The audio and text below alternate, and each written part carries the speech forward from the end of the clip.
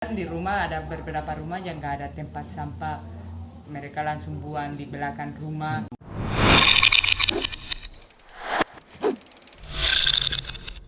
Kang Rafli, Ya, ada nggak komunitas zero waste ini atau ini sebenarnya spontanitas doang? Zero Waste itu udah ada dari lama, cuma nggak tahu dari kapan. Tapi sebenarnya di Indonesia sendiri udah ada orang-orang yang gaya hidupnya Zero Waste. Di Instagram ada Zero Waste Indonesia juga ID-nya. Cuman ya emang kadang kan yang kayak gini kurang terlihat oleh banyak orang karena kurang terekspos juga gitu. Zero Waste itu sebenarnya udah ada dari nggak tahu dari kapan, udah lama aja Zero Waste itu. Karena itu kan gaya hidup kan, mengurangi sampah. Aku dari tadi ini misinterpretasi dari zero waste. Kupikir zero waste itu dari kata go waste. Enggak. Ternyata Enggak. zero Enggak. waste. Iya. Gitu Zero ya. sampah gitu kan. Oke.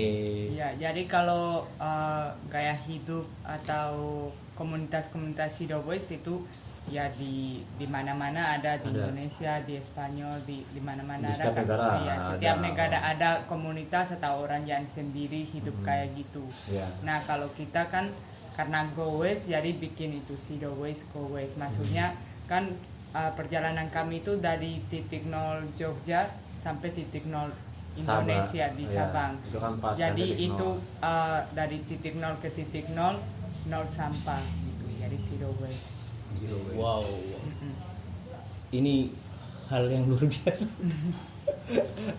Belum lagi bro, dari masalah sepeda dulu deh. Bersepeda itu kan kalau dipikir-pikir saya yang sebenarnya saya pengen sih naik sepeda cuma Ya. apa namanya masih waktu mungkin ya. Ya, Lagi, sebenarnya banyak orang yang bisa touring jauh naik sepeda juga atau jalan kaki atau apa, cuman ya mereka terhambatnya oleh apa ya, terikat sama kerja sama keluarga, jadi mereka nggak bisa gerak. Sebenarnya yang bisa gue dari Jogja ke Sabang banyak, dari kawan-kawan aku juga banyak yang gue dari Jawa sampai ke Sabang, cuman mereka kadang ada targetnya, mereka saya juga cepat kayak sebulan atau beberapa hari karena kan udah terikat sama keluarga atau sama kerjaan, jadi nggak bisa menikmati. Kalau kita kan bebas. Nah, jadi nya santai, nikmatin alamnya, bukan cuma ngejar ke titik nolnya, tapi kita mau menikmati perjalanan itu loh, perjalanan ke targetnya. apalagi gitu. kan apa namanya menikmati pariwisata ini kan makin lambat makin asik kan. Iya, makin menikmati juga ya kan. Benar-benar. Saya juga mikir kalau misalnya biasanya kan kemana-mana jalan kaki kan, Ya. lebih detail mau. Iya, lebih kelihatan ya kan kalau Benar, kita sesuatu. pelan-pelan warung itu kelihatan. Kita Cuma bisa kalau ngitung berapa banyak sampah gitu. Iya, terus kalau kita mau lagi bagus di tempat wisata, maksudnya di tempat yang banyak wisata atau banyak view yang bagus, kalau kita lihat ini enak buat difoto atau buat dinikmati, kita bisa langsung berhenti. Parkir gampang. Kalau naik kendaraan umum kan susah ya kan. Kita nggak bisa langsung berhenti, ntar harus naik kendaraan lagi. Itu lebih susah. Kalau naik sepeda kan Itu- lebih gampang gitu. Mbak Maya sama Kang Rafli berapa lama baru istirahat itu? Kalau misalnya start nge-go-waste-nya Tergantung cuaca panas atau adem, atau tergantung ada nanjak atau datar atau Tergantung jalurnya gitu. juga, Tapi sama cuaca. kadang-kadang ya bisa dari 15 km sampai 50 ya. Iya, jadi ya dari 15 km ke atas atau sebelum 50 km ya kita berhenti gitu. Biasanya setelah Berapa lama? sejam atau 2 jam berhenti lah. Oke. Baru Ya, berhenti. tapi kalau kemarin kan ke Sibolga ini kami dari Tarutun ya. Dari Tarutun itu istirahat satu kali, nggak sampai 30, nggak istirahat Ya, lama. nggak istirahat lama Itu kita. karena kemarin. panas lagi ya istirahat untuk Iya, karena panas. lihat cuaca. HP, untuk minum dan langsung. Karena kan kalau lanjut. kita goes terus kan kadang fokus juga hilang karena kan bosan ya kan, walaupun pemandangannya bagus juga gimana ya, kalau emang terus-terusan ada bosanin juga kan. Jadi kita istirahat dulu, main HP dulu, rebahan duduk dulu, ngadem dulu, baru kita lanjut goes lagi gitu biar fokusnya ada lagi gitu kan. Karena naik Nah kalau sepeda- misalnya naik sepeda berdua nih kan, ya ngomongnya gimana? iya, Teriak-teriak gitu atau enggak ya, Enggak. kata atau aja kayak ya. yang agen-agen? Mana Enggak, enggak. biasanya enggak. Kalau kita sendiri nggak ngomong kalau naik sepeda nggak gitu. banyak ngobrol juga, Iya. yang udah lagi berhenti. Ya, kalau ngobrol ya kalau jalan kosong ya dampingan, kalau depan belakang kayak gitu aja. Tapi kalau sendiri biasanya kan cuman kalau jalur jangan bosan, jangan mungkin 15 km lurus terus gitu ya karena bosan kita ngobrol. Tapi kalau rame atau nanja gitu ya Iya, mungkin ada kalau satu di sih ya. kalau depan. nggak ngobrol satu juga di kita ngobrol belakang. nggak kedengeran juga Iya. kan, Iya, banyak benar. suara-suara. Lebih ngobrol kalau ada komunitas-komunitas yang ikut naik sepeda Iya, itu iya. waktu lebih santai, goes, ngobrol gitu.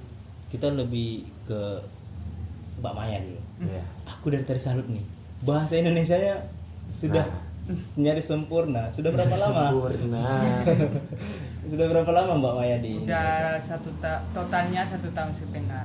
1 tahun udah bisa bahasa Indonesia. Saya kalau ke Spanyol 1 tahun mungkin bisa bahasa Spanyol gitu. Ya Kalau mungkin kita lebih suka nongkrong ya bisa. Iya, maksudnya kalau bahasa Spanyol itu lebih susah daripada bahasa Indonesia. Iya. Jadi Jangan salah loh. Lebih susah bahasa Indonesia. Enggak. Lebih Kenapa? Banyak fonem apa namanya itu ya? Banyak bunyi-bunyinya. Mana bunyi? Iya itu Eh. susah. Maksudnya ya pronunciasi itu susah. Ada yang Apa ada? ada loh kalimat ini. Batak. Ntar saya cari kata apa Kang? Enggak ada. Ada yang Nggak tahu aku. ada.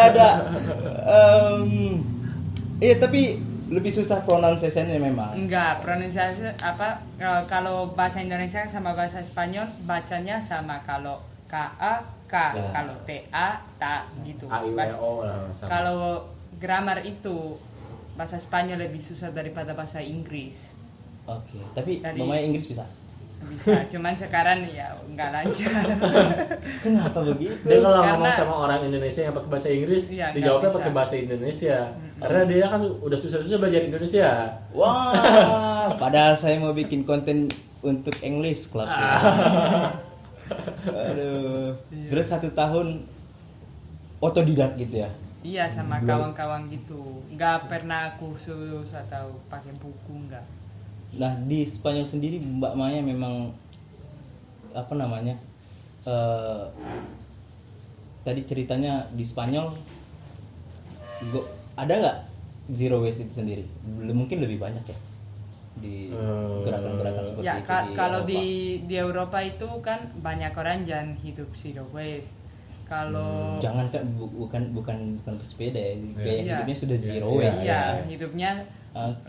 udah kayak gitu kan. Juga kalau di Eropa itu kita lebih terbiasa untuk daur ulang. Di rumah aja ada 7 tempat sampah untuk pisah sampah.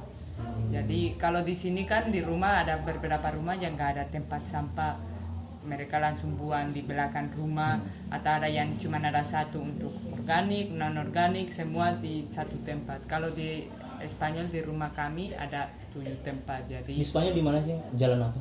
Jalan. kayak Moral Alto. Di mana? Madrid. Saya tahu Madrid doang, Madrid, Iya. Barcelona. Di Atletico basket. Madrid itu Ya, sepak itu bola. kenal, ya. Ya, kalau di tempat daerahku itu ada Real Sociedad, Atletico Bilbao, Wow. Suka La Liga Alaves. juga. Enggak, Wah, itu enggak. Oh, nama-nama kotanya. Bola. Bukan kota. Tim sepak bola. Tim sepak bolanya. Iya. Berarti nama derbynya apa itu? Basket, provinsi basket. Derbynya lah masuk La Liga juga itu. Basket. Ya provinsinya. Ya. Sociedad sama Betis. Betis kan. Bukan. Sociedad kok ngomongin bola? Sociedad, Bilbao, Bilbao, Alaves, Alaves. Eibar. Eibar. Semua dikalahkan Madrid. Oke. Iya. Itu tadi kalau dari pandangan Mbak Maya sih, kenapa kultur itu sangat jauh bedanya di Eropa dengan gaya hidup zero waste, di Indonesia hidupnya west-westan gitu ya. Apa sih? Kan kalau kita katakan ini apa namanya kebiasaan, pasti kan ada faktor-faktor ya. Ya, mungkin karena di situ kan pajak untuk yang kumpul sampah, untuk bank sampah, untuk tempat ya pabrika yang daur ulang itu mungkin pajak lebih mahal. Oke, fix sekarang Indonesia harus berpikir terkait hal itu sebenarnya. Kalau kita itu tricky juga ya. Tapi kalau kayak gitu di kita susah karena jumlah penduduk kita jauh lebih banyak. Ntar orangnya ada yang demo kan, ya kan? Karena salah satunya kenapa kita bisa berbeda mulai dari jumlah penduduk udah jauh beda juga. Di sana nggak terlalu banyak, jadi pemerintah yang ngaturnya juga masih enak, masih kejangkau, masih kepegang. Coba di sini susah karena gimana ya? Terus orang-orangnya juga kan pada diaturnya ya lumayan susah juga gitu kan. Mereka kalau di sana ya lebih enak, orangnya ya bisa ngikutin aja gitu kan. Tapi kalau di sana itu pajak lebih mahal, sama di sini lebih rame kan. Kalau di Spanyol itu kecil, tempatnya kecil, dan kalau nggak salah populasi di Spanyol 50 juta. Wow. Banyak kali luar itu ya? Bukan 5 juta. 5 juta. Enggak deh, 50 juta. Di sini 250. 50 juta. 50 juta Billion. jiwa. Juta. Billion. Iya. Banyak juga berarti. Banyak. Kita 250. Iya, di sini 45 kali lebih. Iya, sama berarti. Jadi di sini lebih rame, jadi mungkin lebih susah juga untuk diaturnya gitu. Iya. Dan juga kan kalau di Spanyol atau di Eropa kan karena udah bersih, kita ya juga malu untuk buang sampah sembarangan untuk bikin kotor. Makan kuaci aja nggak buang kuaci ya. Tahu kuaci. Itu di sana makan kuaci nggak buang di jalan, itu ya dibuang di plastik, nanti buang lagi gitu. Berarti dari lingkungan masyarakat juga berpengaruh ya kan. Di sini kalau lihat sampah udah buang sampah langsung di situ. Mungkin orang Indonesia mikir kayak gini kali. Termakan ini, Kang. Termakan oleh liriknya Kus Plus. Apa tuh? Jadi kata Kus Plus itu tongkat batu kalau lempar jadi tanaman. Mana tahu sampah juga kayak tanaman gitu kan. Garingnya juga. Tahu Kus Plus? Enggak tahu. Ya wajar dong. Apa sih band Indonesia yang punya lagu tentang itu? Tentang apa katanya terlalu narsis sebenarnya. Bilang Indonesia ini tanah surga katanya. Itu judul lagunya ya, tanah surga. Tapi jadi pikir karena tanah surga itu dia buang sampah di tanah, jadi tanah surga ya seenaknya aja gitu kan. Iya. Jadi kalau nggak plastik apa dong solusinya? Ya kalau nggak plastik kan apa sih beda, karena kalau di Eropa kita biasanya makan di rumah kan atau makan di restoran, jadi kita mungkin karena aku nggak terbiasa untuk take away gitu. Take away itu kan bungkus. Kalau di Spanyol udah ada rencana untuk bungkus, jadi bawa Tupperware karena nggak sering bungkus. Jadi kalau di sini kalau kita udah ada rencana untuk bungkus makanan di warung, kami dari rumah bisa bawa Tupperware langsung ke warung dan bungkus. Di Spanyol ada warung? Bukan di restoran ya. Jadi maksudnya di sini. Aku kebayang orang Spanyol jaga warung gitu. Ada warung, cuma namanya beda kan? Beda namanya, ya ada. Apa sih dibilang warungnya?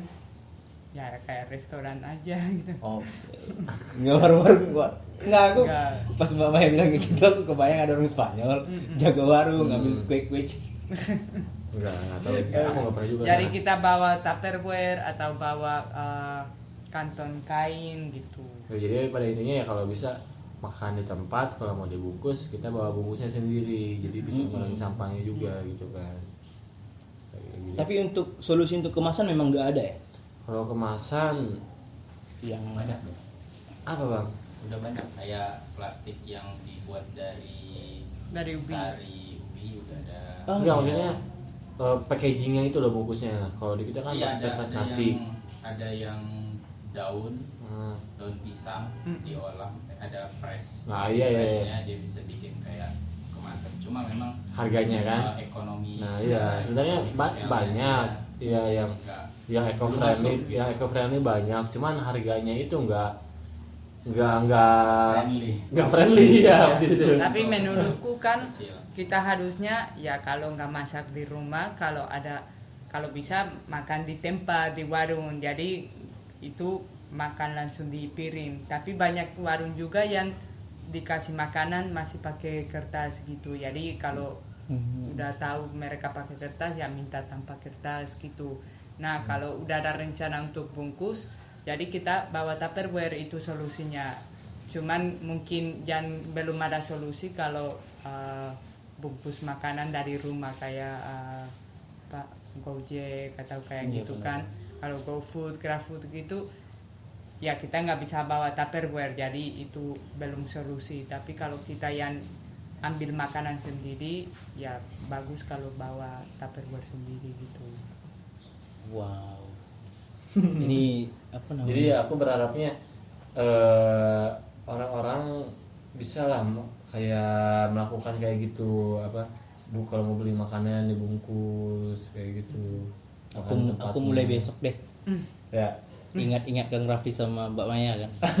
Nah tapi itu sih kalau mungkin Benar orang juga semua nggak bisa ikut Zero Waste gitu kan. Tapi kalau satu orang tiap hari atau mungkin satu kali seminggu bungkus pakai Tupperware atau nggak beli botol minum gitu, itu udah mengurangi banyak sampah gitu.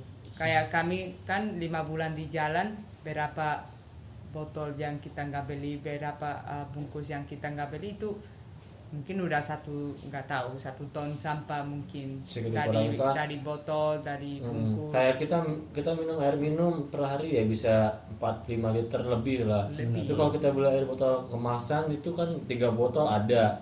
Coba ya kalau kita setiap hari beli air botol gitu, yang bakal dihasilin botolnya kan bakal banyak. Terus bukan cuma 300-an, 500-an sampahnya, harganya pun ya harganya kan lebih mahal juga. Nah itu salah satunya biar agar perjalanan bisa lebih irit juga dengan cara seperti itu. Jadi bukan cuma ngurangin sampah tapi bisa mengurangi budget yang keluar. Oke. Apa yang ada pertanyaan abang yang mau ditanyakan? Kuliner yang enak. Boleh. Apa Oke, lah? itu dia.